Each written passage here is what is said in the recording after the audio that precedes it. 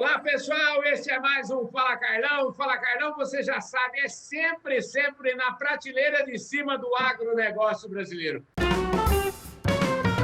E eu estou tendo a honra de receber meu queridíssimo amigo Sérgio Desen, a quem eu não via, não encontrava fazia algum tempo, desde que ele foi lá para o governo, porque a rotina dele deve ter mudado de um tanto que eu imagino o tempo dele não está fácil. Ô, Sérgio, em primeiro lugar, muito obrigado pela sua presença aqui no Fala Carlão, viu? Carlão, sou eu que agradeço a oportunidade de estar aqui com você. Realmente a rotina se alterou muito e diante de uma situação totalmente surreal que a humanidade está vivendo, as coisas ficam mais complexas ainda, né? Ô, Sérgio, conta para nós como é que foi a sua infância aí, me fala um pouquinho desses seus anos antes de chegar no governo. Bom, em primeiro lugar, né, Carlos, eu sou natural de Tatuí, vivi lá até os 20, 21 anos, sou filho e neto de produtores rurais, né? Tem essa cara meio de alemão, mas é uma família de italianos, né? Eu sempre cresci dentro de uma propriedade produtora que vivendo da produção.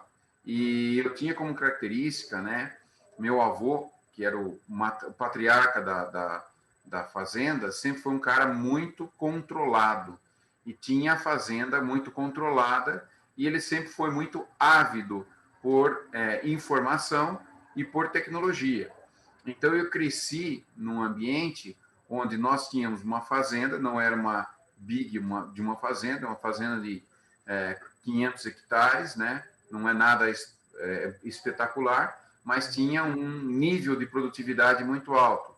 E a gente produzia milho, tinha uma suinocultura e recria e engorda de animais de cruzamento industrial. Então, foi esse o ambiente que eu cresci. Como a propriedade é relativamente perto do aeroporto de Viracopos e da própria Exalc, e também de São Paulo, a gente e tinha muito controle, a gente recebia muito pesquisador nacional e internacional, desenvolvimento de produtos. Então, eu cresci nesse ambiente. Dentro desse ambiente, eu resolvi, né, por livre e espontânea pressão da família, neto mais velho, que vai fazer agronomia. Só que dentro da agronomia, eu me encontrei na área de economia agrícola, né? E eu tive, vamos dizer, o privilégio de ser uma geração que criou o CPEA. E nessas andanças de ida e vinda, cursos de extensão, eu conheci a ministra Tereza, né, num curso de extensão da Exalc. Ela era superintendente do Senar Mato Grosso do Sul.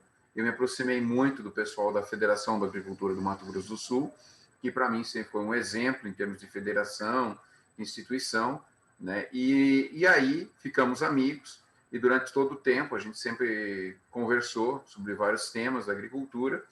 Quando ela foi indicada para o ministério, logo depois a gente começou a conversar.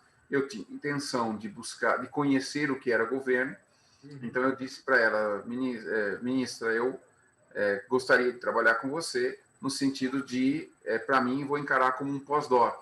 Ainda eu lembro dela falando, mas você vem para Brasília? Eu disse, sim, vou. Eu fui para o gabinete dela, fiquei 2 meses, realmente é maciço, o gabinete demanda-se de tudo, tem todas as formas de demanda, o país é continental e nós não temos estruturas que são no nível do que demanda a agricultura brasileira. E a ministra se desenrola de uma forma fantástica, aprendi muito nesses 2 meses, e aí começou a pandemia.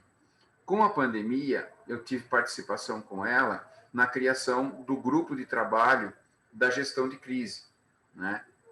Como bom pesquisador, você começa a pensar, e nós logo de cara esquematizamos em 3 níveis. O nível de solução dos problemas, que era apagar incêndio, não deixar o sistema romper, ou seja, não podia faltar produto na prateleira. Nós estudamos rapidamente o que estava acontecendo em outros países. Depois eu olhei para outros países que não estava acontecendo isso, e aí nossa equipe toda viu essa questão da essencialidade, aquilo que não poderia parar. Então, não pode parar caminhão, não pode parar plantio, não pode parar misturadora de adubo, não pode parar casa veterinária, porque isso rompe, e rompeu a cadeia produtiva, nós perdemos o time de produção, e com isso a gente tem um processo enorme. Então, o grupo de apaga-incêndio era aquele do dia a dia. Aparece um problema, gera uma solução. Então, se geraram manuais, se geraram soluções, medidas, leis, notas, técnicas que foram resolvendo os problemas. O segundo grupo, a segunda camada, é aquele que tentava antever os problemas. Por exemplo, nós íamos entrar na colheita e nós precisamos manter a colheita em pé. Então, não deixar... O que é preciso para a colheita não parar? É aí que aconteceu. Nós entramos nesse processo todo, e esse processo todo foi para não parar a colheita de café, de cana e tudo mais, que a gente fazia manuais junto com o Ministério Público do Trabalho, junto com a saúde, junto com a economia. Eu estava nessa equipe, uma equipe fantástica. E depois o terceiro grupo foi um grupo que envolveu bastante o pessoal da Embrapa, inclusive o pessoal das universidades, que fizeram alguns modelos para a gente tentar ver aquilo que iria acontecer. Para fazer modelo de previsão, geralmente a gente usa o passado para prever o futuro, mas ninguém passou por uma pandemia. A verdade é essa. Todo mundo critica, fala isso, diz, né? Mas todo mundo está falando dentro de um ambiente que desconhece. Então, é muito difícil traçar futuro. E a gente fez algumas modelagens, então sabíamos que ia ter exportação, até que nível as exportações iriam. Nesse meio tempo, o então diretor de política agrícola, que era o Guilherme Soria Bastos, ele foi para a presidência da companhia, e aí a Tereza pediu para eu assumir. Aí, com isso, o que acontece? A gente dá continuidade ao trabalho. O Guilherme também era um técnico, né? Nós tínhamos sido colegas de mestrado na Exalc, e aí eu dei continuidade ao que ele fazia e apliquei muitas das coisas que eu aprendi, que eu tinha na mão. Então, nós começamos a gerar modelos de previsão e trabalhar na efetividade dos balanços de oferta e demanda. Esses balanços, por exemplo, eles entraram em ação na questão do arroz, no caso típico. Então, dessa forma, é um exemplo daquilo que a gente tem que fazer no dia a dia para não deixar que a coisa degringole. E como a gente vive um momento onde o mundo tem escassez de produto, você tem que tomar decisões pautadas na melhor forma que você tem, com mais técnicas possíveis e disponíveis. Mas não é um trabalho do dia a dia, é um trabalho que não é simples, não é tranquilo, é um trabalho que demanda toda essa equipe. A Conab tem um corpo técnico, né? São aproximadamente 200 pessoas que estão nessa diretoria, tem mais de 100 pessoas a campo. Pois é, dentro dessa linha, né, eu até queria saber de você, porque você está aí num departamento e, vamos dizer assim, mexendo com esses números têm impactos e parece que assim, é um equilíbrio que tem que haver entre, vamos dizer assim, o produtor e os consumidores. E lembrando que o consumidor não é só o consumidor do Brasil, é o consumidor do mundo inteiro. Aí, como é que vocês navegam nisso? Não, a gente tem convênios internacionais com várias instituições. Uhum. E nós temos números. Qual é o número que nós não podemos errar? É a produção brasileira. Uhum. É o pilar de tudo, né? Então, nós temos que fazer o número, mostrar a metodologia que usamos, como fizemos, pessoas envolvidas e como chegamos nele, né? Nós estamos trabalhando hoje também com os dados existentes no Ministério para saber, por exemplo, o rebanho, o abate. Estamos estudando isso daí com base nos dados que existem dentro do Ministério, né, num primeiro ponto. Então, existe aquilo que nós precisamos do campo, existe aquilo que nós temos dentro que precisamos aproveitar. Feito o georreferenciamento de soja e milho, nós já fizemos de arroz, de café, vamos entregar soja e milho, que é 40 milhões de hectares, né, Carlos? Não é alguma coisa pequenininha, né? O pessoal fala, mas eu já faço na fazenda X, Y, Z. Quando você faz uma fazenda ou num determinado território, é uma coisa. Agora, vai fazer do Iapoque ao Chuí, com tudo, com a mesma metodologia, mesmo tudo igual. Então, isso daí é uma coisa que não é simples. Isso custa quase 40 milhões por ano para o Estado brasileiro. Então, nós temos que mostrar serviço, mostrar que somos capazes. Feito de soja e milho, isso vai ficar gravado. Quer dizer, com essa referência, o satélite, quando passar por cima da lavoura, vai estar marcando, ele vai saber, com aquela referência que eu dei para ele, ele vai saber que ali tem soja, ali tem milho. E com os cálculos da refletância da localidade, ele vai saber o estágio e o estado que está a cultura.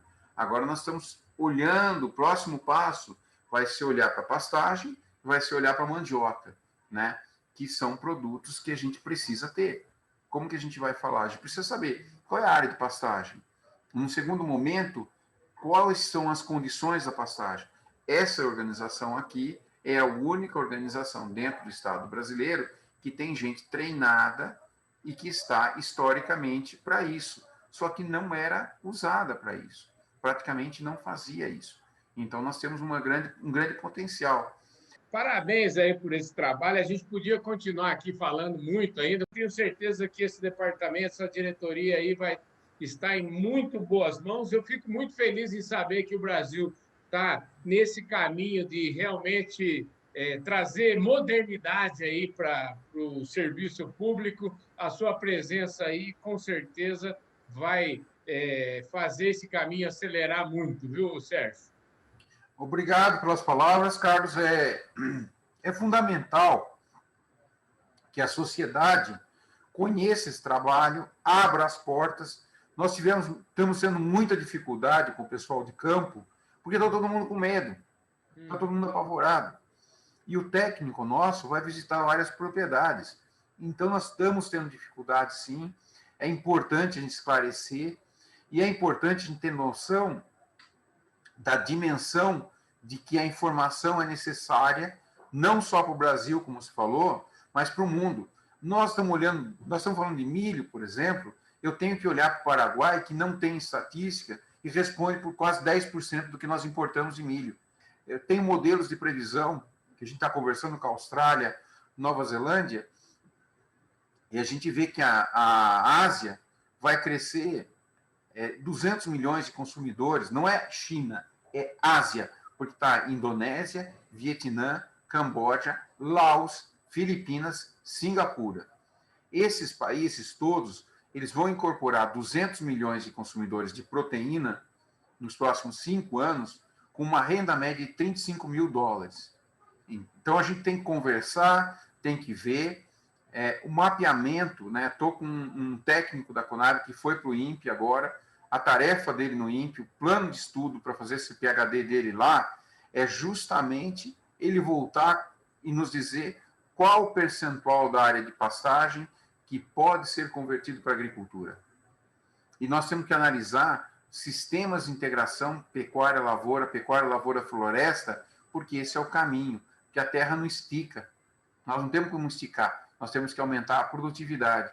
Já temos modelos de planta sobre pastagem e assim por diante. Então, é um modelo que a gente tem que mostrar para o mundo. E tem que ter dados, não adianta a gente achar. A gente tem que mostrar, matar a cobra e mostrar o pau, né, Carlão? É isso aí, gente. Sérgio, obrigado pela sua presença aqui. Você sempre traz informação de altíssima qualidade. Eu vou querer que você volte aqui outro dia para a gente continuar essa prosa. Vou querer também que você faça injunções, dizer para Tereza que nós estamos esperando ela aqui no nosso programa Fala Carlão. O Fala Carlão está à disposição, à sua disposição, à disposição do Ministério, à disposição de todas as pessoas que estão trabalhando e que estão dando e suando aí para fazer o serviço público virar um serviço de excelência. E você é uma dessas pessoas e eu te admiro uma barbaridade. Muitíssimo obrigado pela sua presença aqui, viu, Sérgio? Carlão, eu que agradeço mais uma vez, estamos à disposição. Maravilha, é isso aí. Este foi mais um Fala Carlão, sempre na prateleira de cima do agronegócio brasileiro. Se você gostou desse vídeo, deixa aí o seu like, deixe o seu comentário e, principalmente, faça como o Sérgio, compartilhe esse vídeo com todos os seus amigos. Valeu, Sérgio, um abraço. Um abraço, Carlos.